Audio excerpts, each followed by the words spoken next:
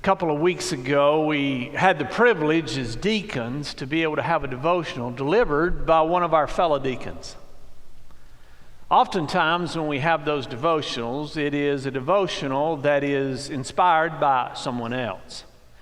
It is one we have found, or taking a particular scripture message that means a great deal to us. On this particular time, we had a deacon who shared from their heart and from their own life. And that personal testimony, that powerful testimony, spoke to all of us. Not only was one that was inspiring for us, it was also one that showed great vulnerability. The ability to be able to open up heart and life and to be able to share with others what had gone on, but yet to find God in the midst of that.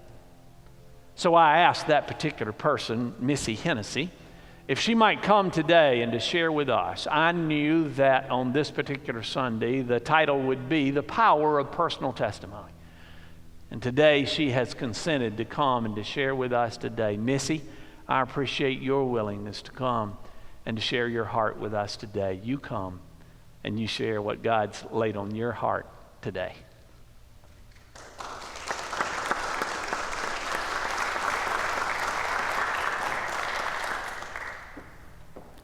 Good morning.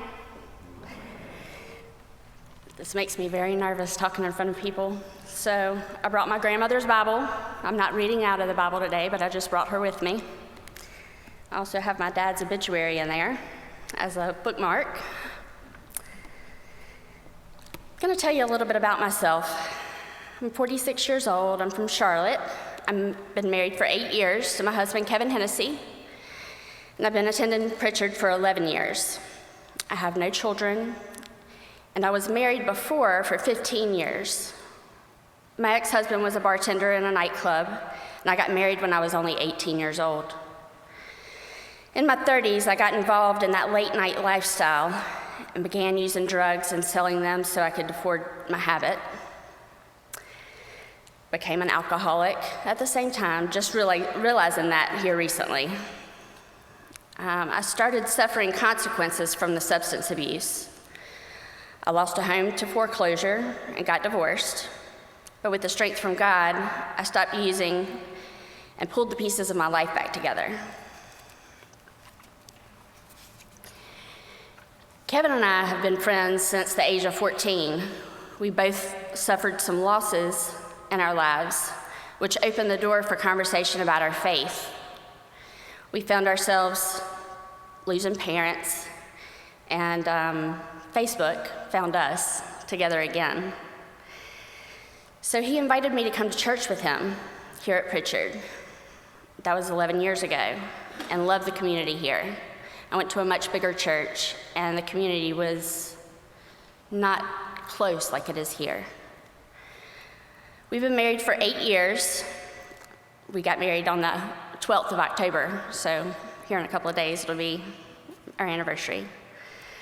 Then in March, I got my first migraine that lasted 156 days. I suffered daily. I lost my job. I was incapable of working. I was hospitalized a lot, in and out of infusion centers, trying to get medications to work. I became severely depressed and overweight. I prayed to God at times to just take the pain away, just take it all away. Then found out that my kidneys were failing from all the medications that I'd been put on. I now have stage 3 kidney disease and need a kidney transplant.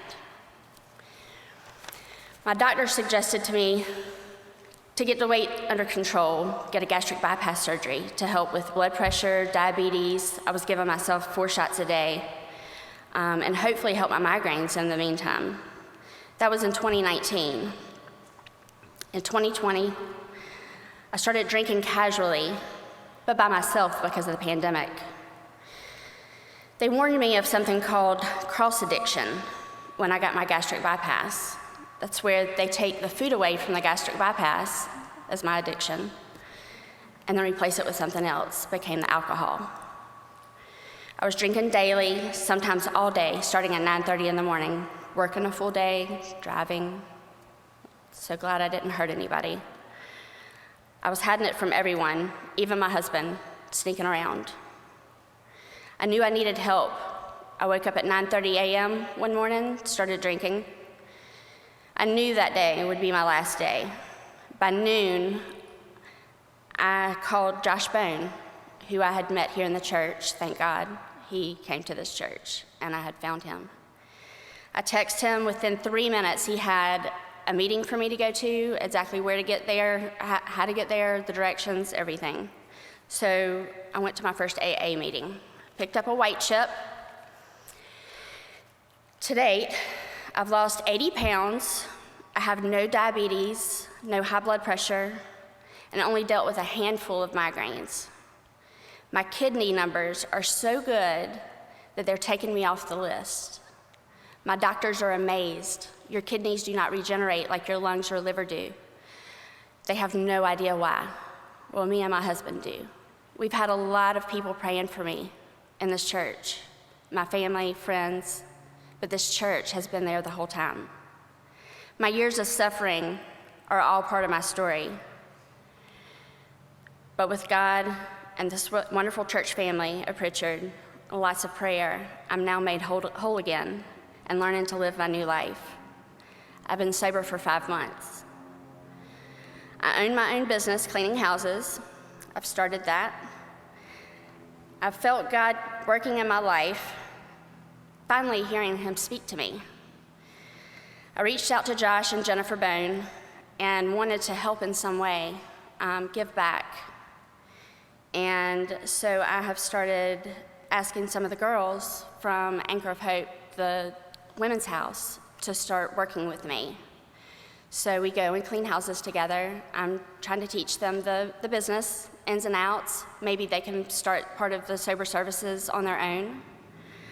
I've had them help me a few times a week for the past few weeks. It's going great. I've got clients now that are asking for them to come back, want to know how they're doing, want to know about their sobriety.